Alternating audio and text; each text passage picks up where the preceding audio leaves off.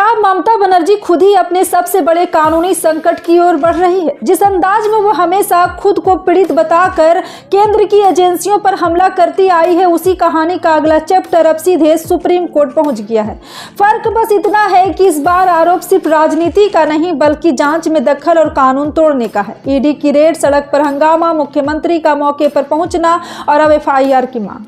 पश्चिम बंगाल की सियासत एक बार फिर उबाल पर है। ममता बनर्जी के लिए यह सिर्फ राजनीतिक लड़ाई नहीं रह गई है, बल्कि अब मामला कानून बनाम सत्ता का बनता दिख रहा है।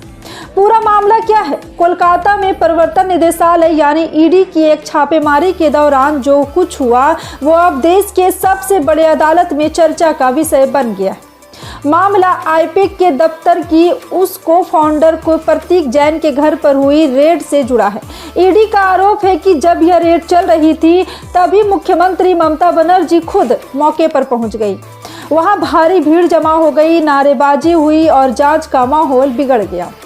ईडी का दावा है कि इस दौरान जांच में बाधा डाली गई और एजेंसियों के अधिकारियों को अपना काम ठीक से करने नहीं दिया गया।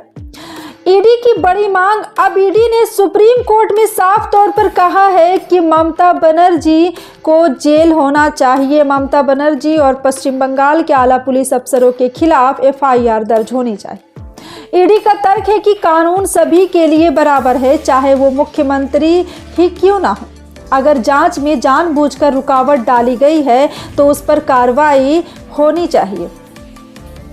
ममता बनर्जी का पलटवार। ममता बनर्जी भी पीछे नहीं है। उन्होंने पहले ही सुप्रीम कोर्ट में कैविएट दाखिल कर दी है ताकि बिना उनकी बात सुने कोई आदेश ना हो जाए। ममता का कहना है कि वो जनता की मुख्यमंत्री है, उन्होंने वहां जाने से कोई नहीं रोक सकता। यह पूरा मामला राजनीतिक बदले की कार्रवाई है। वो लगातार दावा करती रही है कि केंद्र सरकार एजेंसियों का इस्तेमाल कर उन्हें डराना चाहती है। अब बड़ा सवाल यही है, जिस ममता बनर्जी ने हमेशा खुद को केंद्र की साजिशों का शिकार बताया, क्या सुप्रीम कोर्ट के सामने भी वो उतनी ही पीड़ित बन पाएगी या फिर इस बार कानून के सवाल राजनीति पर भारी पड़ेगी? नजरें अब सुप्रीम कोर्ट पर। अब सबकी निगाहें सुप्रीम कोर्ट पर टिकी है। क्या एफआईआर दर्ज करने का आदेश होगा? क्या मुख्यमंत्री होने का कवच काम आएगा या फिर बंगाल की राजनीति में एक नया भूचाल आएगा? एक बात तो तय है, ये मामला सिर्फ ममता बनर्जी का नहीं है बल्कि सत्ता और जांच एजेंसियों की टकराहट का बड़ा टेस्ट बनने वाला है।